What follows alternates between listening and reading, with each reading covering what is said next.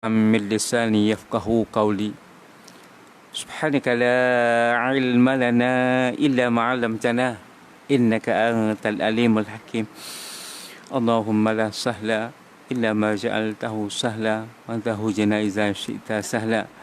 Yang saya hormati Tuan Pengerusi, Tuan Imam, Tuan Bilal, tuan-tuan ahli nakasah pentadbiran surau, dan seterusnya kepada tuan-tuan hadirat-hadirat yang dirahmati Allah sekalian.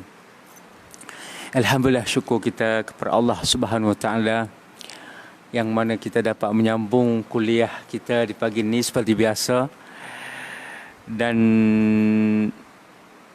seronoknya dalam majlis ilmu ni, satu majlis yang sangat-sangat digalakkan oleh baginda kita Rasulullah sallallahu alaihi wasallam.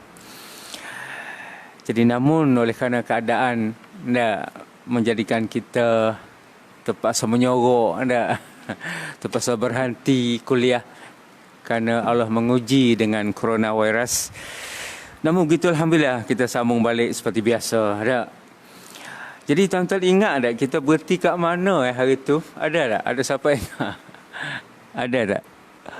Muka surat 13 tuan ya? Ya, muka surat 13. Di mana tuan?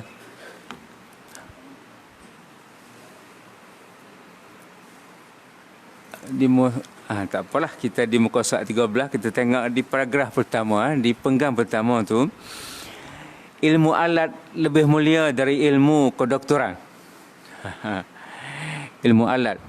Mana ilmu alat, ilmu nahu, ilmu balaghah, ilmu mantik. Ilmu alat ni lebih mulia dari ilmu kedoktoran. Lebih mulia lagi. Sebab kalaulah tak ada ilmu alat ni, tak ada nahu, memang tak boleh dalam bahasa Arab. Kita baca bahasa Arab pun salah kalau kita tak ada ilmu nahu.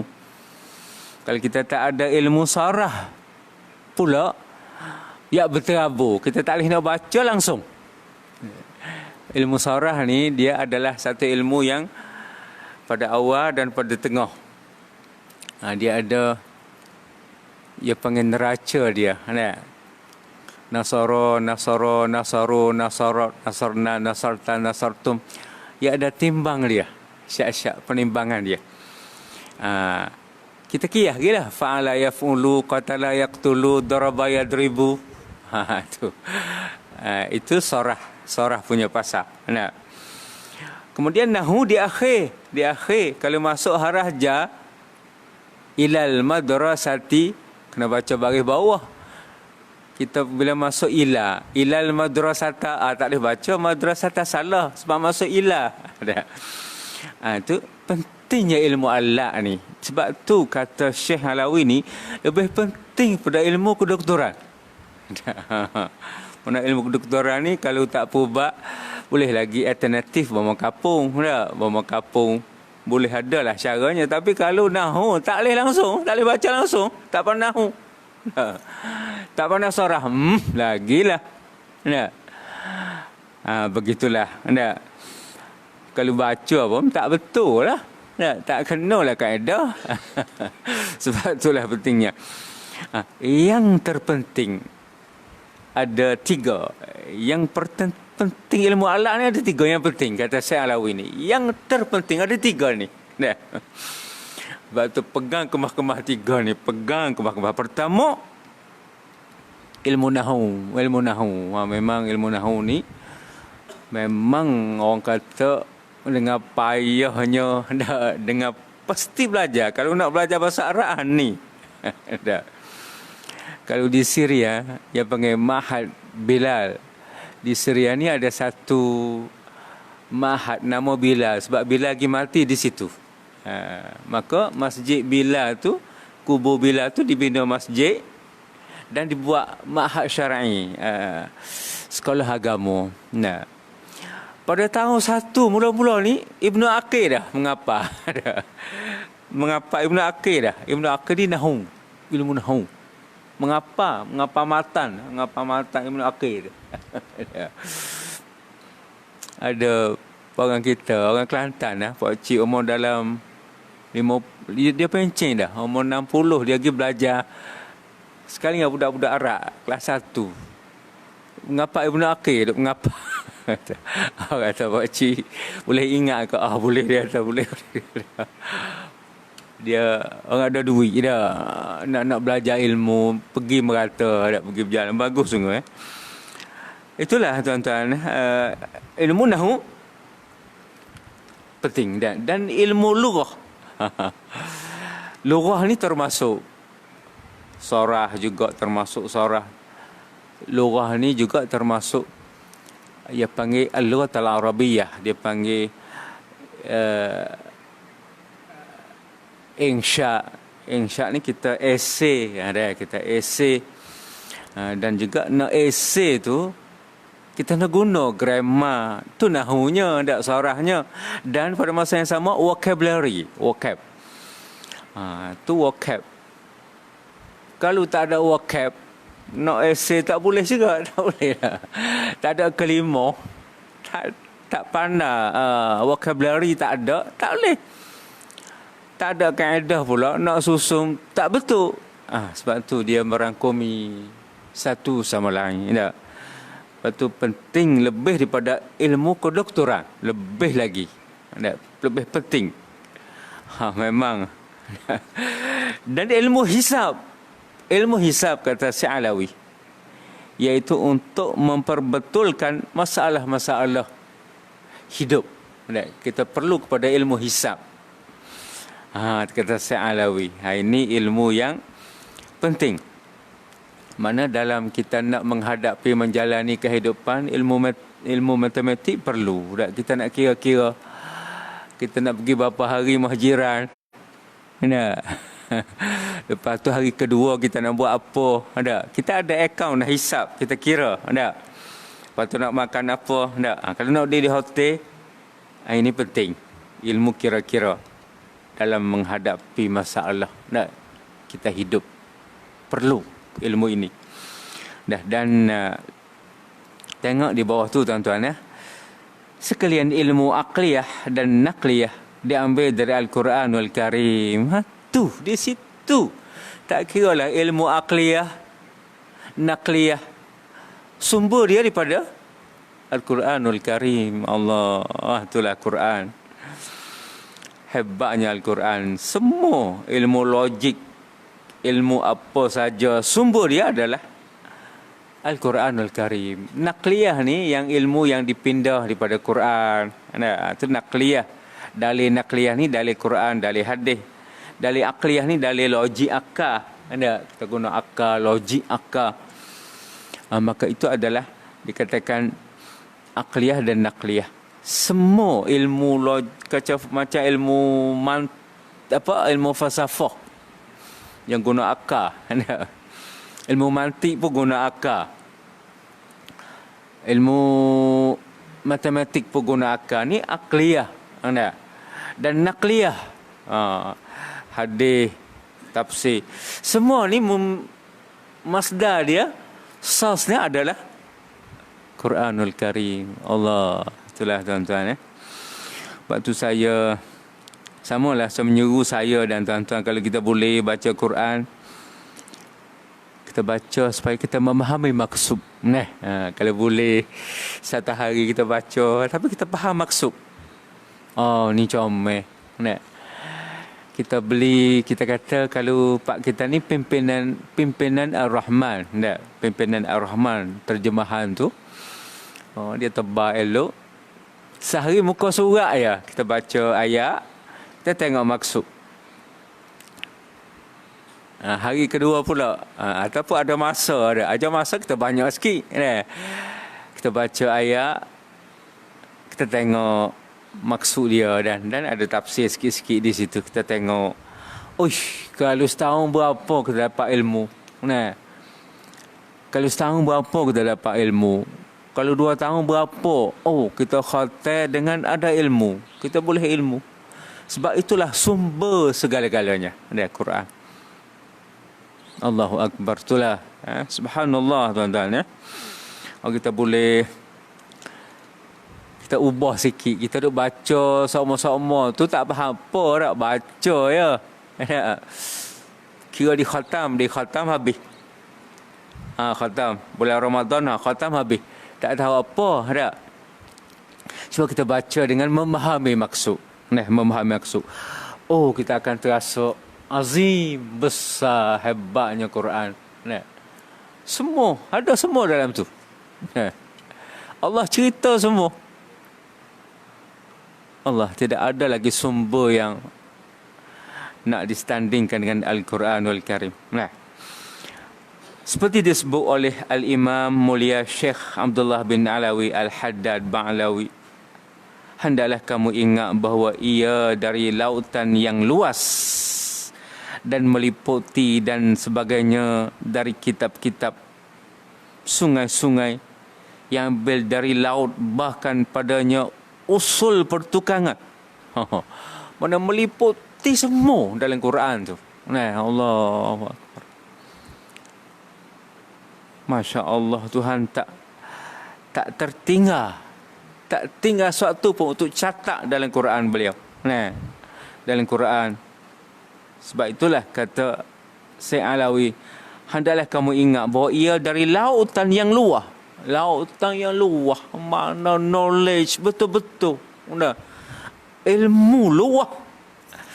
Semua rojak Al-Quran. Matematik rojak Al-Quran. Ilmu nahu pun ambil contoh daripada Quran. Ilmu mantik contoh daripada Quran. Allahu Akbar. Mana sumber yang luas. Dari lautan yang luas. Luasnya. Itulah kalau kita baca Allah. Kita kata kita hidup dunia ni boleh sekali habis. Kita baca. Bukan baca tak tahu maksud. Bukan baca tak tahu apa. Nak baca faham maksud. Boleh sekali hidup kita boleh habis. Allah syukur. Boleh lagi sekali lagi. Kita baca 2 kali habis. 3 kali habis. Alim kita. Lautan yang luas. Nak cari ilmu mana lagi lautan yang luas. Semua refer kepada situ. Allah. Dan meliputi dan sebagainya dari kitab-kitab. Meliputi kitab-kitab. Kisah-kisah yang dicerita dalam tu. Datang Nabi-Nabi dulu cerita dalam tu. Dan sungai-sungai yang diambil dari lautan, bahkan padanya usul pertukangan. Cerita juga tentang pertukangan. Nabi Daud tukar besi, cerita juga dalam Quran. Allah. Memang kita ni tak tahu ya. Sebab kita tak baca untuk memahami maksud. Tu okey dah. Ada setengah tu tak baca langsung. Quran tak baca. Untuk nak faham, misalkan untuk nak faham, tak baca langsung Quran. Beli daripada Mekah elok-elok, balik letak almari, letak duduk situ. Cantik situ. Lepas tu letak bunga. Biar comel. Tak ambil baca. Bila mati tu barulah ambil. Lama nak mati dah. Baru baca Quran. Baru ambil baca Allah. Ini semua ni rugi ya tuan-tuan. Rugi kita Allah. Quran ni Masya Allah. Itulah Allah meliputi dari kitab-kitab sungai-sungai yang diambil dari laut. Bahkan padanya usul pertukangan. Usul pertukangan. Nama-nama alat yang terpaksa merujuk kepada pertukangan. Nama-nama alat.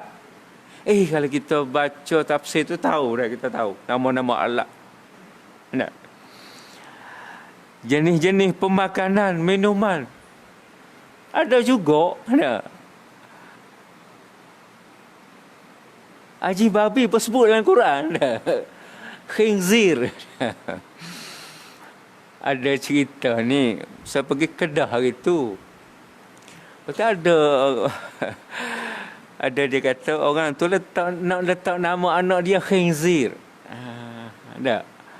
Kenapa letak Khinzir? Dia kata ni dari Quran. Khinsir. Nak letak nama khinsir. Kenapa nak letak khinsir? Sebab ni khinsir ni cantik daripada Quran. Daripada Quran Allah. Kata jangan. Khinsir ni makna babi. Oh. Terkejut dia. Allah, babi. Allah. Terkejut. Masya Allah. Allah, ya. Mana ada dalam Quran ni nak cerita kata Allah. Semua ada. Silap kita tak baca ya dah. Silap kita tak baca. Takkan tak ada 24 jam masa kita. Nak ambil setengah jam baca Quran untuk memahami. Baca untuk memahami, faham tak? Ada masa ni tak? Ataupun boleh sejam. Nak. Sayang, perkahwinan ada dan sekalian yang ada di dalam dunia ini. Semua yang ada dalam dunia ni. Ini dikuatkan dengan firman Allah. Allah Ta'ala berfirman, ma faradna fil kitab min syai'. Nah, maksudnya tidak kami melupakan untuk rekod dalam kitab sesuatu pun. Tak lupa. Allah tak lupa nak rekod. Allah rekod semua. Mana? Allah semua Allah rekod semua di dalam Al-Quran beliau. Sebab itulah ini waktu cerita dululah, cerita waktu saya mengajar di Universiti Darul Iman ataupun Kuza zaman tu. Dia naik tarah jadi Universiti Darul Iman. Mula-mula Datuk Derih jadi Menteri Besar dulu. Dia ada perjanjian lah nak tubuhkan universiti. So dia tubuhkan. Ada satu pasukan daripada Eropah. Satu pasukan dari Eropah datang nak cari benih, spesi benih kayu yang dah hilang daripada dunia. Oh, Masya Allah. Nak cari spesi, dia bawa contoh spesi yang sudah hilang. Tak ada dah. Jadi forest dia ni bertanggungjawab besar. Kenapa dah hilang ni satu spesi ni? Satu spesi ni dah hilang dah ni. Dia pergi ke Sabah. Cari, tak ada. Memang dah hilang dah, tak ada dah. Dan Eropah ni dia ada data-data dia masa dia menjajah Borneo dulu. Dia ada spesi-spesi, dia ada kajian dia. Tiba-tiba tak ada, hilang. Oh, dia datang. Dan dia dengar masa tu yang saudara Imam Malaysia nak buka biotek. Biotek tu nak buka di Besuk. Nak buka di Mesuk. Jadi unit saudara Imam Malaysia ni 3 kampus. Kampus kota untuk perubatan yang dekat dengan Hospital Kuala Terengganu. Dan yang tentang pengajian Islam ni di Kuza, Universiti Darul Imam Malaysia, kampus Kuza. Lepas tu bioteknologi ni kampus Besuk. Jadi dia datang bincang nak cari spesi yang hilang. Allah, ya. Tak hilang dalam Quran, ada dah. Allah, itulah mana Allah rekod dalam Quran. Tapi di dunia ni dah hilang dah. Kita teringat juga binatang tuan-tuan. Kadang-kadang binatang pun ada yang hilang dah. Yang tak ada, kita duduk tembak semua spesi dia habis dah. Kita tembak. Kijang kita tembak. So lama-lama dia sikit kita tembak, dia habis dah. Kita tak sedar sebenarnya, tak sedar dah. Habis. Dia tak ada, dia habis, tak ada. Maka itulah Zaharal fasad fil ardi wal Zaharal fasad fil ardi bima kasabat aydin nas. Timbulnya kefasadan ni disebab tangan manusia dia. Mana binatang habis dengan sebab manusia. Manusia tembak. Tembak. Kerajaan memang jaga kawal, tak bagi lesen. Ada musim-musim tertentu. Tapi kita curi tembak dah. Akhir habis, tak ada. Itu Masya Allah. Mana nak cerita tentang Allah rekod dalam Al-Quranul Karim. Masya Allah. Allah rekod semua. Kalau kita tengok dalam tafsir, Allah banyaknya dah. Tapi sayang tuan-tuan. Sebab tu kita boleh kita baca. Adalah satu masa kita baca Quran, memahami, kita faham. Baca Quran sehari, Kita faham. Allah. Bagus sungguh. Setahun kita habis. Kalau tak habis pun setahun setengah kita habis. Kerana kita tahu. Nah, Allah, itulah kita nak. Dan begitu juga pada hadis, inna fihi naba'a min qablikum wa khabara min ba'dikum wa hakama bainakum. Maksudnya sesungguhnya pada berita mereka yang sebelum kamu, Allah cerita juga tentang kisah-kisah sebelum kita dalam Quran. Allah cerita tentang Nabi Musa tukar boleh menjadi ular. Allah cerita Fir'aun lemah di tengah laut. Allah cerita semua sebelum. Dan cerita mereka yang selepas kamu, lepas kita, dan seterusnya hukum antara kamu. Allah cerita masa depan. Tentang masa depan Allah cerita. Saya ada terbaca satu buku. Satu buku ni ditulis oleh Dr. Mahdi Munjarah. Mahdi Munjarah ni dia dah meninggal dunia dah. Dia ni adalah dia panggil ahli fikir Maghribi, ahli fikir. Dia tulis buku, dia tulis buku dia nama Al-Harbiyatul Ula. Al-Harbul Ula Mustaqmadi wa Madi Mustaqbal. Masa tu buku tu dijual 50 dirham. 50 dirham ni besar. Dia bagi pelajar, nak kita nak beli mahal. Mahal lah, maknanya duk pamer dalam di kedai-kedai buku, dipamer dalam kaca pamer buku tu. Buku paling baru dan laris, orang banyak beli. Tiba-tiba saya pergi rumah kawan, seorang kawan, dia beli buku tu. So bacalah buku tu, baca buku tu. Dan daripada buku tu saya Allah dan saya keluarkan satu buku pula. Dicetak oleh Yayasan Islam Terengganu, cetak. Seboleh 2,500 dia bayar. Dia cetak. Allah buku tu. Jadi buku tu dia cerita tentang masa depan. Dia kata kita nak kejayaan kita masa depan, sekarang ni kita kena menentukan. Kita nak dapat makan musang king 10 tahun lagi. Sekarang kena tanam. Bukan kata bila 10 tahun tu baru nak tanam, orang makan lama dah, kita baru nak tanam. Maka sebab itulah dia kata orang barat ni dia ada satu kajian dia. Dia ada satu kajian tentang Islam orang barat. Dia kaji tentang Islam. Kenapa dia tubuhkan kajian untuk orang Islam? Sebab dia takut, dia nak tengok kemajuan Islam tu macam mana, kemajuan Islam. Dia habis statistik, dia tahu semua. Ni ada di Vatikan di sekarang ni Pope Francis yang jadi ketua Kristian dunia, Pope Francis. Dia buat kajian tentang Islam. Kita mana ada kajian barat ada. Orang barat ada buat, tak ada kaji, kita tak ada. Sebab tu dia kata, kita orang Islam ni, kata Dr. Mahjarah, kita ni kurang kajian. Orang barat, tengok orang Amerika, Bill Gates. Oh, kaya. Bill Gates ni paling kaya. Dengan Microsoft dia paling kaya. Tapi bila mati, harta bagi ke anak tak banyak. Dia bagi kepada pusat kajian dan pusat untuk memajukan. Dia bagi ke situ harta banyak. Foundation dia bagi. Anak dia tak bagi banyak. Anak isteri dia. Untuk nak supaya dia kaji.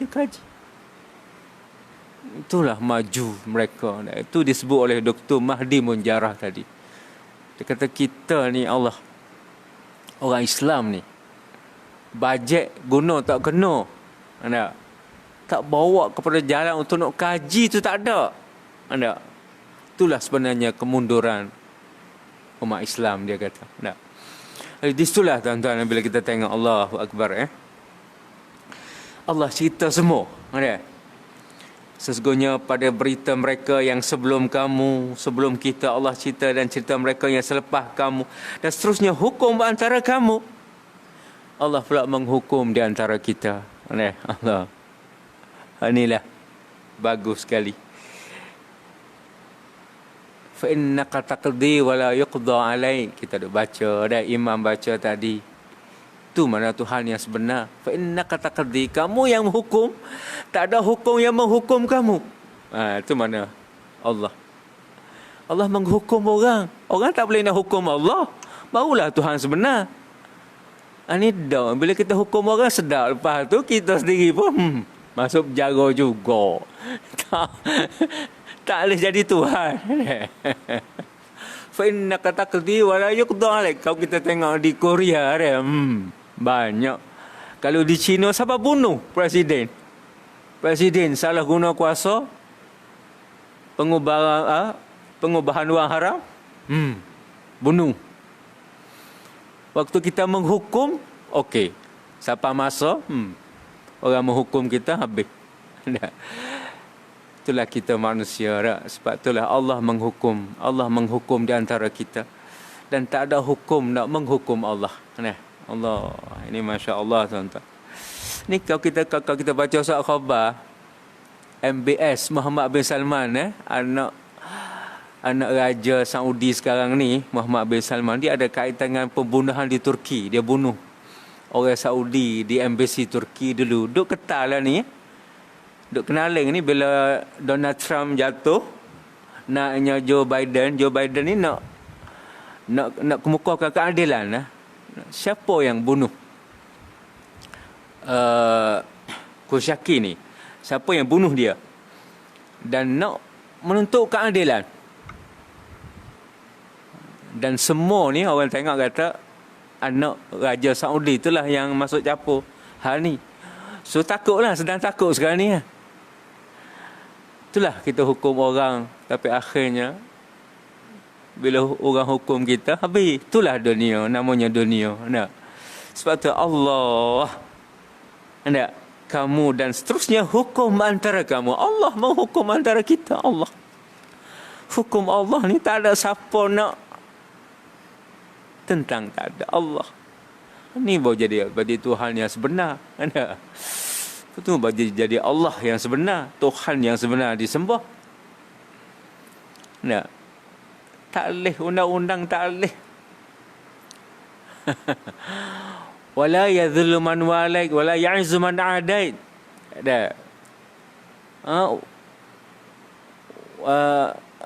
Wala ya'izzu man adait. Tak akan mulia orang yang musuh kamu, ya Allah. Kita duk baca pagi-pagi lah kunut tu. La yadhillu man walait. Tak akan hina orang yang mualak kepada Allah. Tak akan hina. Tak akan dihina, tak akan dijatuh status, tak akan jadi rendah orang yang walak kepada Allah. Orang yang beriman dengan Allah, orang yang ikut perintah Allah. Tak akan hina, tak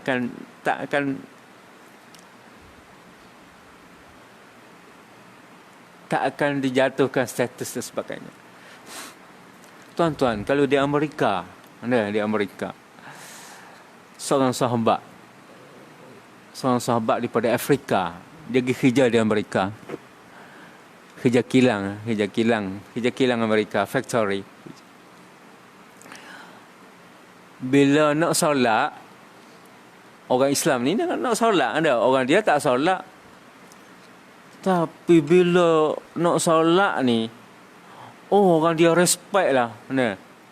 Respect. Sejadah mana ada, kilang dah. Orang dia bukan Islam. Tolong cari surat khabar, paper untuk solat. Respect. Lepas tu Allah respect sungguh. Mana kita beriman dengan Allah, kita tak akan hina. Orang tak hina kita. Kita beriman dengan Allah. Janji jangan duduk lawan hukum Allah. Nah. Orang tak akan hina. Duduk di mana-mana, duduk negara barat pun banyak orang kafir. Tak apa. Orang mulia. Nah. Allah. Wala yadhillu man walai. Tak akan hina. Nah. Tu kita pergi duduk, nah, kita solat Jumaat, nah, hari-hari boleh solat Jumaat. Oh, mulia. Allah hadiah kita boleh solat 2 rakaat. Allah izin untuk kita solat. Allah, nah. Kalau Allah tak izin untuk kita solat lepas asar, solat sunat, takwi Allah tak bagi. Tak, jangan solat lepas asar. Tak boleh solat. Jangan solat sunat lepas subuh. Tak ada. Tak boleh. Allah tak bagi. Allah bagi. Solat sebelum zuhur 2 rakaat. Ataupun buat 2 lagi 4 rakaat. Allah bagi. Allah bagi kita solat ni. Allah. Masya Allah.